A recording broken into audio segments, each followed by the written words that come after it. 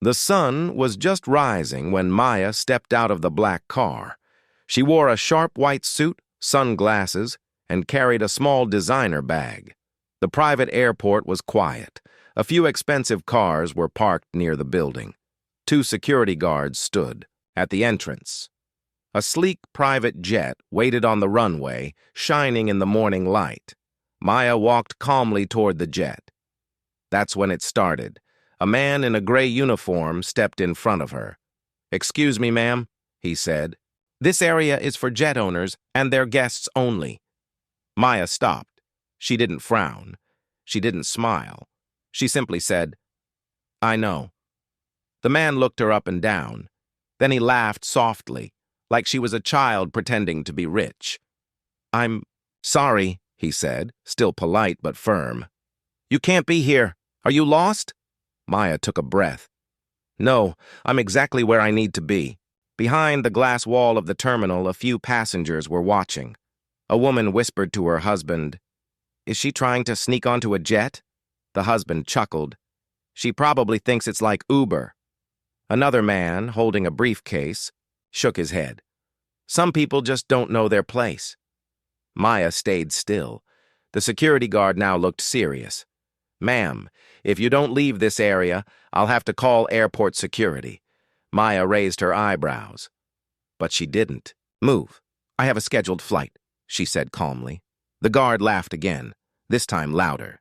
"Oh, really? And who are you flying with?" "You're not on any of the guest lists," Maya replied, her voice soft but firm. "I don't think you've checked the right list." 2 more employees approached. One whispered to the first guard, "Should we call the police?" Another said, "Maybe she's someone's assistant." The first guard turned back to Maya. "Listen," he said, "we don't want trouble. But this jet is owned by a private CEO. It's not for tourists. Please step away." Maya looked directly at him. She paused, then said 6 simple words. "Actually, that's my jet." The world stopped for a second. The guard stared. The people behind the glass froze. Someone dropped their coffee. "What did you say?" the guard asked, now confused. Maya didn't repeat herself. She just slowly opened her bag and pulled out a leather folder. Inside was a single paper. She held it up without saying a word. The man took it and read. His face turned pale. The paper clearly showed the jet's registration, and the name printed at the bottom said, Dr. Maya, Henderson owner. Suddenly, everything felt quiet. Too quiet. "Is this some kind of joke?" one of the guards whispered. But the paper was real, and now, a pilot appeared from the side of the jet. He walked straight up to Maya, smiling. "Good morning, Dr. Henderson," he said. "We're ready for takeoff whenever you are." The guards' mouths dropped open. The man holding the briefcase behind the glass dropped it. The woman with the husband gasped. Maya turned slightly. She looked at the guard who had laughed at her. His lips moved like he wanted to say sorry, but no sound came.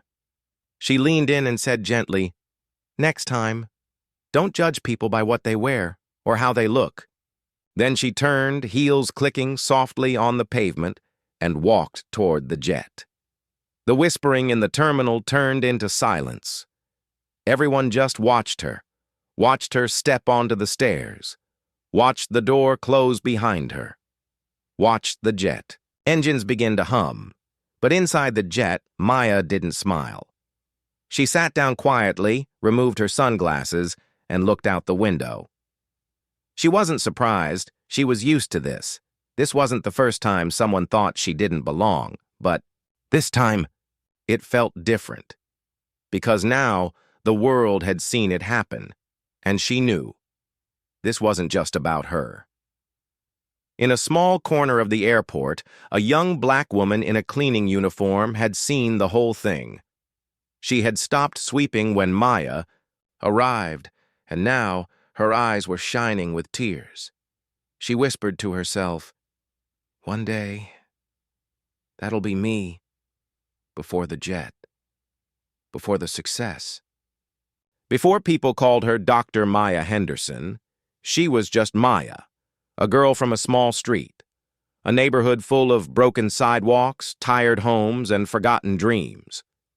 Maya didn't grow up with much. No fancy clothes, no big house, just her mother, a school uniform, and a dream. Her mother worked 2 jobs. During the day, she cleaned hotel rooms. At night, she worked in a diner, serving people who never remembered her name.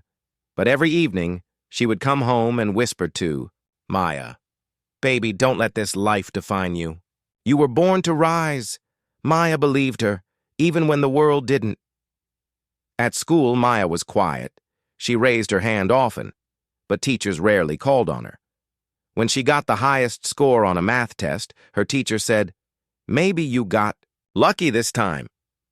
Other students mocked her clothes, her accent, her skin, but Maya stayed focused. Every evening, she sat at the kitchen table, her mother asleep nearby, and studied under a dim lamp. She dreamed of planes, not just flying in them, but owning one. She applied for scholarships. People laughed when she told them she wanted to be an engineer, a doctor, a businesswoman, all in one. "That's too much," they said. "Dream smaller." She didn't listen. One day, a letter came in the mail. She had earned a full scholarship to a top university. Her mother cried for a full hour, not because she was sad, but because for the first time, she felt her daughter was about to break the chain. University was harder. Maya was one of the only black women in her engineering class. Professors ignored her. Group projects left her out. Internships went to others, even when she had the better grades. Still, she kept climbing. She worked as a waitress, a tutor, and even cleaned apartments to pay for books and food. She slept only 4 hours a night. But every morning, she looked in the mirror and reminded herself, "I'm not here to fit in. I'm here to take up space." She graduated top of her class. Then came job interviews. They loved her resume until they saw her face. "We'll call you," they said. They never did, but Maya didn't wait for their call. She started her own business from her small apartment. A simple app idea she had written in a notebook back in school. At first, no one invested. People told her, "You're too young. You're not what we expected. Maybe find a partner who looks more professional." Still, she didn't give up. She kept improving her idea. She kept pitching. She kept hearing no. But one day, after 2 full years, someone said yes. It was a small investor, but it was all Maya needed. Her app helped connect small businesses to customers in poor neighborhoods. Within months, it exploded. In 1 year, she had over 1 million users. In 2 years, big investors came knocking on her door. By year 3, Maya had built a team, opened an office, and changed lives. But she never forgot the small street, the tired home, the dream under the dim lamp. One day, a pilot friend invited her to see a private jet. She looked at the smooth seats, the bright sky above, and she whispered to herself, "One day, this will be mine." Not to show off, not to prove anything, but to remind herself and others that she could. And 1 year later, she bought it. A white jet with silver wings. She didn't throw a party, didn't post online. She just sat inside, closed her eyes, and remembered her mother, the woman who told her to rise. Now, sitting in that same jet after the airport incident, Maya looked out the window. She wasn't angry at the guard who stopped her. She wasn't even surprised. She was just tired of proving herself again and again. But she also knew every moment like this was a chance to inspire someone else. And across the airport, a young janitor named Alicia had just seen it all. Alicia had grown up like Maya. Same struggle, same silence. She had paused from sweeping when she saw Maya being stopped. She had expected Maya to scream, cry, walk away. But instead, She saw power in silence.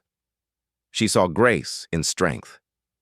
And when Maya got on that jet, Alicia whispered, "Maybe I can do it too." Maya didn't know yet, but her story had already started. Alicia stood still, holding her mop. She had watched the whole scene through the glass, the way the guards had stopped that woman, the way they laughed at her, and then the way everything changed when she said, "That's my jet." It was like something out of a movie. But this was real, and for Alicia, it felt like a whisper from fate. Alicia was 22. She worked the early shift at the private airport. She cleaned floors, emptied trash, and wiped windows most people didn't. Notice, she wore the same blue uniform every day. Most passengers didn't even look at her. They were too busy checking their phones or boarding their shiny jets. But today, one woman had changed everything. After Maya's jet took off, Alicia stood near the glass wall for a long time. Her co-worker, an older man named Joe, walked by. "You all right?" he asked. Alicia nodded slowly.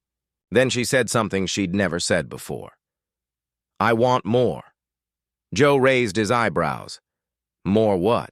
She turned to him. "More than just this." That night, Alicia went home to her tiny apartment. It was dark, quiet, and cold.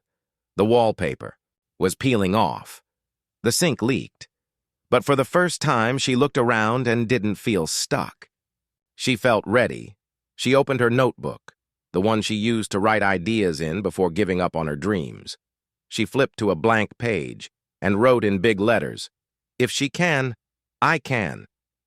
Meanwhile, miles away, Maya sat in her office. She had just landed in another city for a meeting, but her mind wasn't on the business deal. It was still at the airport. She couldn't stop thinking about what happened. Not because she was embarrassed. She was used to being underestimated, but because something in her heart had shifted. This wasn't just about her anymore. That night, Maya opened her laptop. She went through her emails, but one unread message caught her eye. It was from an unknown sender. Subject: "I saw you today." She opened it. The message was short. "Hi, you don't know me, but I work at the airport. I saw what happened today. I saw how you handled it.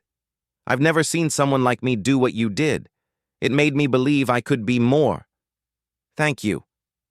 Alicia Maya smiled for the first time all day. It wasn't a big smile, but it was real. The next morning, Maya replied, "Dear Alicia, thank you for your message. It means more than you know. I was once in your shoes, actually, worse shoes. I cleaned hotel rooms, I served food, I was ignored. But someone once believed in me. So now I believe in you. Keep going." Maya Alicia read the message 5 times. Then she cried, not because she was sad, but because someone like her had finally been seen. From that day, Alicia changed. She still cleaned the floors, still emptied the trash. But her walk was different. Her eyes were brighter, and every free moment she got, she read. Books, articles, online courses. She stopped watching TV at night. Instead, she studied marketing, business, public speaking. She didn't have money for school, but she had fire in her heart, and fire can't be stopped. One morning, Joe noticed her scribbling in a notebook during break. "What you working on?" he asked. She smiled. "A business plan," Joe chuckled. "You trying to be the next boss lady?" Alicia nodded. "No, I'm trying to be me, but at the top." Meanwhile, Maya had been watching quietly. She had asked someone at the airport to find out more about Alicia. She learned everything: where she lived, how long she'd worked there, and how hard she tried every single day. Maya saw something in Alicia that reminded her of herself. The hunger, the fire, the quiet strength. So 1 week later, Maya returned. She didn't wear her white suit this time. She wore jeans, a t-shirt, and sneakers. She walked into the terminal without anyone noticing. Except one person, Alicia. Their eyes met. For a second, Alicia froze. Then she rushed forward. "You came back," Maya smiled. "Of course I did." They sat down together at a small table near the corner. Nobody paid attention to them. Two black women, sitting like they were old friends. But something big was happening. Maya looked at her and asked, "What's your dream, Alicia?" Alicia hesitated. "I want to start a small company, help women like me, but I don't have the money." Maya nodded slowly, then reached into her bag and pulled out a card. "I started with nothing too, but someone gave me a chance. Now it's my turn." She handed Alicia the card. "Call this number. Set up a meeting. Let's talk about your business idea." Alicia stared at the card like it was gold, because for her, it was. It was hope. It was proof. It was a beginning. And as Maya walked back to her jet, she knew something. The D. World still had problems. People would still judge, but if she could lift one girl at a time, that was power, real power. Alicia couldn't sleep. The card from Maya sat on her pillow like a glowing light. All night she kept looking at it, turning it over, reading the name again and again. Maya Henderson, founder and CEO. It felt too big, too unreal. Could someone like her really help someone like me? The next morning, Alicia stood in front of her small bathroom mirror. She had never dressed for a business meeting before. She only had one decent outfit, a white shirt and black jeans. She brushed her hair back tightly, put on light lipstick. Then she whispered to herself, "Be brave." She called the number Maya gave her. The assistant was polite. "Yes, Maya told us to expect your call. Can you come today at 2 p.m.? Alicia's hands trembled. She said yes, then looked at the time, 10:41 a.m. She had barely 3 hours. She asked her manager at the airport for an early break. He rolled his eyes but said, "Fine, don't make this a habit." Alicia ran home, changed, grabbed her notebook full of scribbled ideas and left for the city. She took the bus, then the train, then walked 2 blocks, and finally stood in front of a tall glass building that touched the clouds. She had never been inside a place like this. The lobby was shiny, cold, rich. People walked past in suits, talking fast, holding coffee cups and phones. Alicia walked up to the desk, heart pounding. I have a meeting with Maya Henderson." The woman behind the desk looked surprised, but then checked her screen and nodded. "Floor 19. She's expecting you." The elevator ride felt like forever. Alicia stared at her reflection in the shiny walls. She kept thinking, what if I say the wrong thing? What if I don't belong here? The doors opened. A woman greeted her. "This way." And then she saw her, Maya, sitting calmly at a long table, smiling. No bodyguards, no loud voice, no gold watch, just calm power. "Welcome, Alicia." Alicia walked in, trying not to shake. Maya pointed to the seat across from her. "Let's hear your idea." Alicia took out her notebook. Her voice was small at first, but as she spoke, something inside her opened. She talked about starting a cleaning service, but not just any service, one that trained young women, taught them customer skills, money, management, and confidence. Helped them rise, like she wanted to. She called it Rise Up Cleaning. When she finished, Maya was quiet. Then she smiled. "You know what the best part is? You've already lived it. You know the pain, the work, the truth. That's what makes your idea powerful." Alicia blinked back tears. "But I don't have money, or degrees, or—" Maya stopped her. "You have something better. Grit and vision." Maya stood up, walked to her desk, picked up a file. "I've created a small grant for women like you. It's not a loan, it's a seed." She placed the file in front of Alicia. "Use this to start, and I'll mentor you myself." Alicia covered her mouth. You mean you're giving this to me? Maya nodded. Someone once believed in me. Now it's your turn. Alicia left that building not just walking, but flying. She didn't need wings. Her heart was enough. But the journey wasn't smooth. Starting a business came with walls. Walls of doubt. Walls of money problems. Walls of, you can't do this. Her first few clients canceled. Her printer broke. She cried on the kitchen floor more than once, but she remembered Maya's words. Every wall is a test.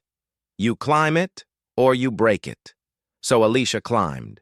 She made flyers by hand, knocked on doors, gave free samples.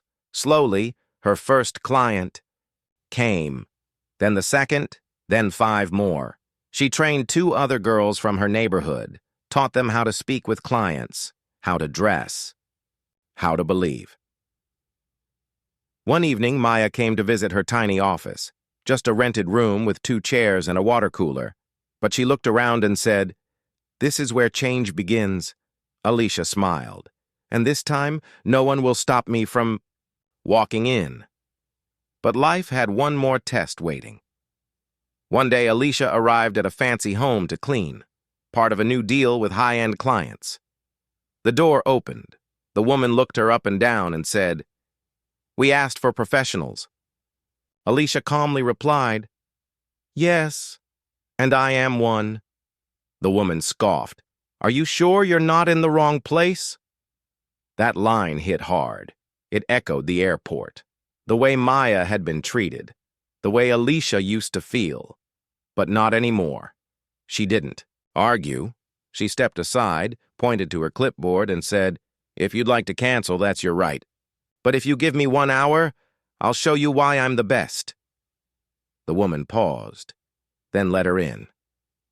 1 hour later, the woman was shocked, spotless, perfect, professional. She apologized.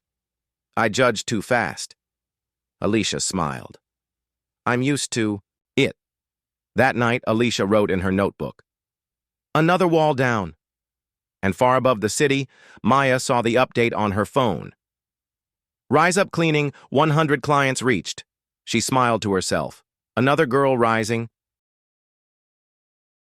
Alicia stood in front of the mirror. It was early. The sun was just rising outside her window.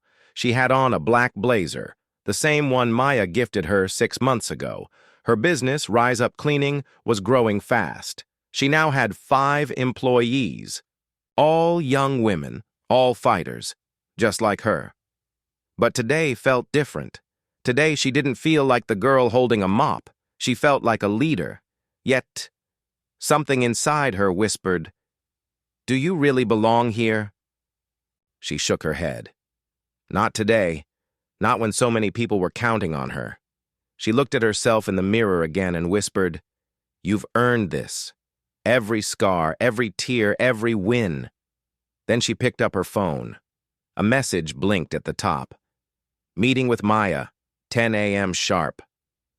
By 9:45, Alicia was back inside that same glass tower where her life had changed. But this time, no one looked at her like she didn't belong. The woman at the front desk stood up and smiled. "Miss Alicia, floor 19 again." Alicia smiled back, her steps confident.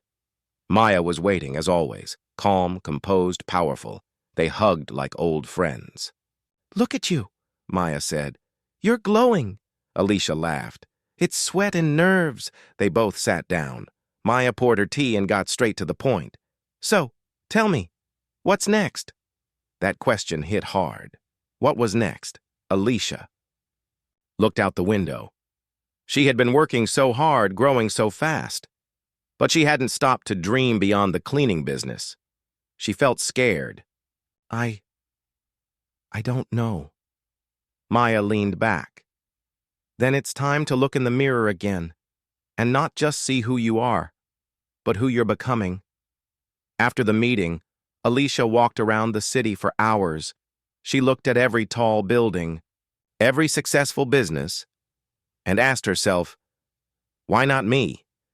Why couldn't she own a company bigger than cleaning? Why couldn't she create something that reached women across the whole country?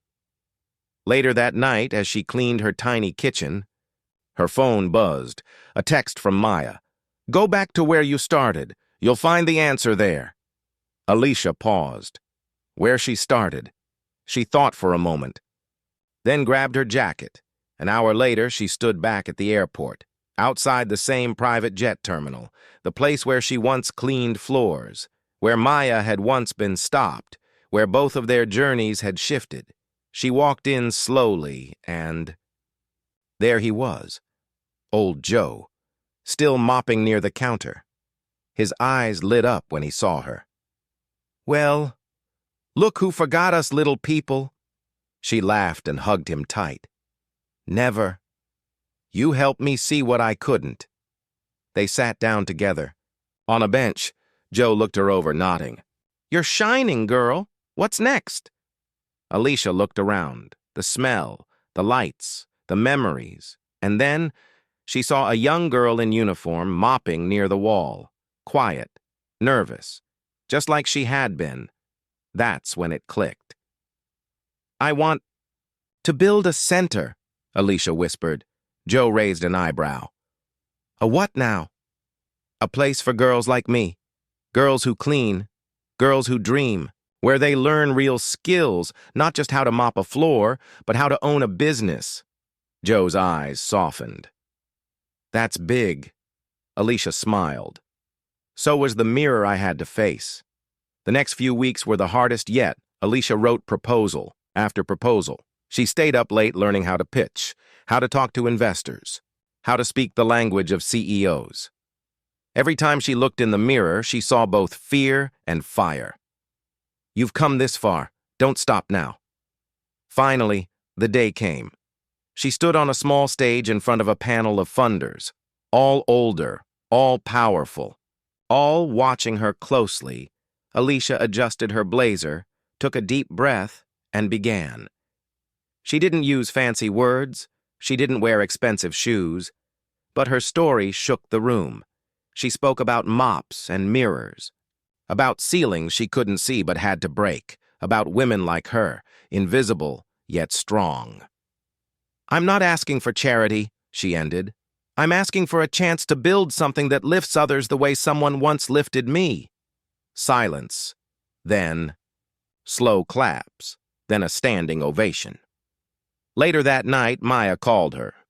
"I watched the whole pitch. You were incredible." Alicia smiled. "I was scared." Maya replied, "Fear means you're close to growth. Keep walking through it." Weeks passed. Alicia got the grant, a large one. She found a small building near her neighborhood, painted the walls herself, put up a sign outside, "Rise Up Women's Center, where you build more than a life." The mirror in the main hall was big, just like Maya's office one. But at the bottom, Alicia added words in gold. "See your strength. Shape your future." On opening day, women lined up, young, old, lost, brave. Some held babies, some held notebooks. All of them held hope. And as Alicia stood at the front door, welcoming each one, she felt it again, the whisper, "If she can, I can." Alicia sat in her office at the Rise Up Women's Center. The room was quiet. The lights were soft. Outside, young women were laughing, working, learning. But inside, her heart was racing. She had just received an email that could change everything. She opened it slowly, her fingers shaking slightly. "You've been selected for the National Women in Leadership Award." Alicia blinked, then read it again and again. This award wasn't just about business. It was about impact, about real stories, real change. She had been chosen from hundreds of women across the country, and now she was invited to speak at a national event in Washington, D.C., in front of government leaders, business giants, and media from around the world. Alicia sat, back in her chair. She remembered the mop, the tiny closet she used to cry in, the rude passengers at the airport, the judgment in people's eyes. And now, She was going to stand in front of the world. She called Maya. Maya picked up on the second ring. You saw the email, didn't you? Alicia laughed, half crying. How did you know? Because I nominated you. Silence. Then Alicia said softly, Why me? Maya replied, Because you stopped waiting for the world to give you space. You created your own, and now others are walking into it. The next few weeks moved fast. A speech coach helped her. She got a new suit, dark blue, bold, powerful. Her Rise Up girls helped pick it. They cried and cheered. Miss Alicia, you're gonna show them! Finally, the day came. Alicia boarded. A plane, not as a cleaner, not as a passenger, but as a guest of honor. She sat in first class, the same place she was once told she didn't belong. Flight attendants greeted her with smiles. No one questioned her this time. She smiled to herself. Full circle. At the hotel, her room overlooked the Capitol. She barely slept. She kept practicing her speech in front of the mirror. You were born to rise, you were born to lead, and when the world tells you no, you answer with why not? The next morning, she walked into the grand hall. Cameras, lights, reporters. Her heart thudded in her chest, but her steps were steady. Maya was already there, sitting near the front. She gave a small, proud nod. When Alicia's name was called, the room clapped. She walked to the stage. The microphone felt cold in her hands. She looked at the sea of faces, some curious, some smiling, some judging. She took a breath, then began. I'm not here because I was lucky. I'm here because I got tired of hiding. She paused. Tired of being told I was just the help. Tired of shrinking myself to make others comfortable. Tired of waiting for permission to dream. I started with a mop, but I held that mop with pride. Because dignity isn't in the job. It's in how you carry it. She told them about Rise Up, about training girls who were invisible, about turning pain into power. She ended with, They once told me I couldn't board the plane, and now I own the jet. The room went silent. Then applause. Loud, long, real. After the event, reporters rushed toward her. Who are you? Where did you come from? How did you rise so far? Alicia just smiled. From the floor. That's where I started, and I'll never forget it. Back in her hotel room, she opened her phone. Hundreds of messages. One stood out. A girl named Keisha wrote, I watched your speech. I worked nights at a hotel and cried during breaks. But today, I stood up straighter. Because you reminded me I'm not small. Alicia replied right away. You're not small. You're in the middle of your own breakthrough. Keep walking. 2 weeks later, Alicia returned home. When she arrived at the Rise Up Center, the girls had decorated the entrance. Welcome back, Miss Alicia, our hero. There were balloons, posters, and hugs. But the best gift came from a small girl in the back, 12 years old, wearing hand-me-down shoes. She handed Alicia a card. It read, I want to be like you when I grow up. That night, Alicia stood in the mirror again. She wasn't nervous. She wasn't unsure. She stood tall, straight, and smiled. Alicia had just come back from Washington, D.C. Her name was now in newspapers. People were calling her the woman who rose. But fame brings something else, too. Jealousy, doubt, enemies. One morning, she arrived at the Rise Up Center and found the door wide open. Inside, papers were scattered. The main computer was missing. The mirror was cracked. Her heart dropped. Her girls stood around in silence, shocked and scared. Who would do this? One whispered. Alicia stayed calm, even though her hands were shaking. We'll fix it. No one can break what we've built. But deep inside, she knew this wasn't random. Someone wanted to send her a message. The police arrived. They asked questions, took photos, wrote reports, but they didn't treat it seriously. One officer, tall and stiff, looked around the center with a smirk. "This place for janitors or something?" Alicia stared at him. "It's for leaders, and you just stepped into one of the most powerful rooms in this city." He looked surprised, but didn't say sorry. He just shrugged and walked out. Later that night, Alicia sat in her dark office. The cracked mirror reflected her tired face. She opened her laptop and checked her inbox. There it was, the email from a company. Lawyer representing Skyline Jets, one of the most powerful private airlines in the city. The message was clear. "Your story is misleading. You do not own a jet.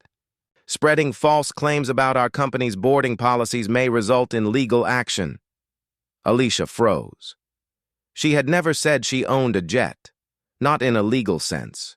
It was a metaphor, a symbol, a message of strength.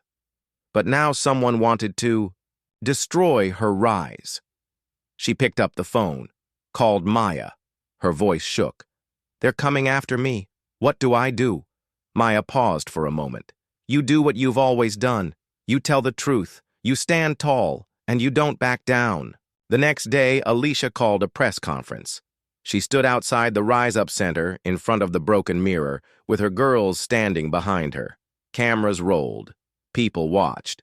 "I never claimed to own a jet, but I own my journey, and I'll never apologize for saying I belong in places people said I didn't. We are not a threat. We are a movement. And if the truth scares you, maybe it's time you ask yourself why." The clip went viral. Millions watched. Some praised her bravery. Others tried to twist her words. But one thing was clear. Alicia wasn't alone anymore. A few days later, Maya visited the center in person. She brought with her a woman named Vivian Clark, CEO of Herfly, a female-led private air company. Vivian shook Alicia's hand. "I watched your speech. You reminded me of myself 20 years ago. I don't have a private jet for you, but I do have an offer." Alicia looked confused. Vivian smiled. "Let's partner. Let's build a program that teaches young women aviation, travel, and leadership. You bring the heart. We'll bring the wings." Alicia's eyes filled with tears. She nodded slowly, then hugged her. This was the challenge. But now, she was rising through it. The Rise Up Flight Path program was born just a month later. Girls from neighborhoods all around the city joined. They toured airports, learned about flight, business, and purpose. They wore shirts that said, "Don't just board the plane, fly it." Skyline Jets? They backed down quietly. They realized that fighting Alicia meant fighting hundreds of thousands of voices who stood with her, and even the loudest jet couldn't drown out the roar of truth. One evening, Alicia sat with Maya on the rooftop of the Rise Up Center. City lights blinked below. Airplanes crossed the night sky. "You think we're really making a difference?" Alicia asked. Maya smiled. "Let me ask you this. Do you still cry in closets?" Alicia laughed softly. "No, not anymore." Maya looked at her. "Then yes, we're making a difference." That night, Alicia wrote something in her journal. "They tried to stop me. They tried to silence me, but each challenge was just another runway. And now I'm flying higher than ever." 5 years had passed since that day at the airport, the day they looked at Alicia and saw just a black woman. The day they told her she couldn't board the jet. Now the world knew her name. But more importantly, thousands of young girls knew her story.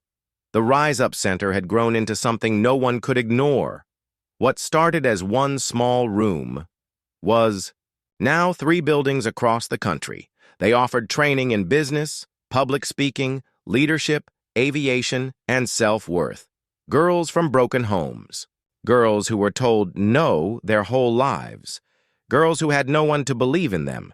Now, they believed in themselves. Alicia walked through the newest Rise Up location in Atlanta. On the walls were framed photos of the girls who had graduated. Some were now pilots. Some were engineers. Some were even starting their own nonprofits. All of them smiled with the same strength, a strength Alicia once had to hide. Now, it shined through every face. That afternoon, a TV crew came to film a special documentary on her life. The journalist, a kind woman named Camille, asked, "How did it feel that day, when they stopped you from boarding the plane?" Alicia paused. She looked at the camera. "Honestly, it felt like every other day of my life up to that point. They saw my skin, my hair, my gender, and decided who I was. But what they didn't know was that I had already owned my worth." Camille leaned in. "And now? What's next for you?" Alicia smiled softly. "Now I make sure no girl ever doubts her worth again. Not on my watch." Later that week, Alicia flew to New York. She was invited to speak at the UN Women's Summit. As her private jet landed, yes, her own, now purchased with the help of her fly and private investors, she stood at the window, remembering. This mop, the security guards, the rude passengers, the cracked mirror, it all lived inside her. But now, it was power, not pain. At the summit, she shared the stage with presidents, CEOs, and world leaders. When her turn came, she looked out at the sea of faces. This time, she wasn't nervous. This time, she belonged. She opened with, "They said I didn't look like someone who should fly. Now I fly higher than they ever imagined." The crowd cheered. She told them how discrimination doesn't always look like shouting. Sometimes it's silence. Sometimes it's a door that never opens. Sometimes it's a smile that hides judgment. But we don't wait for doors anymore. We build our own rooms, we build our own runways, and then we take off. When the summit ended, a girl named Sophia, only 14, came running up to her. She wore a Rise Up pin on her jacket. "Miss Alicia, I saw you on TV when I was 9. I was in foster care. And I told myself if she can rise, maybe I can too." Alicia knelt down and hugged her tight. "You don't need to maybe, Sophia. You will, and I'll be right here, watching." Years later, the Rise Up Legacy Scholarship would be named after Sophia Johnson. She would become the first female black pilot to lead a humanitarian airline, all because one woman refused to be silenced. One evening, Alicia sat by the ocean, alone. She was older now, wiser, quieter inside. The waves whispered like old friends. She opened a letter. From an airport janitor she had once mentored, it read, "Miss Alicia, I'm the new director of flight services. From mop to manager, just like you said. Thank you for seeing me." She smiled. "They're flying now," she whispered. As the sun dipped low, she stood, facing the horizon. Behind her were years of struggle. Ahead of her, skies wide open, and inside her, peace. Not because the world was perfect, but because she had made her mark on it. One story at a time, one girl at a time.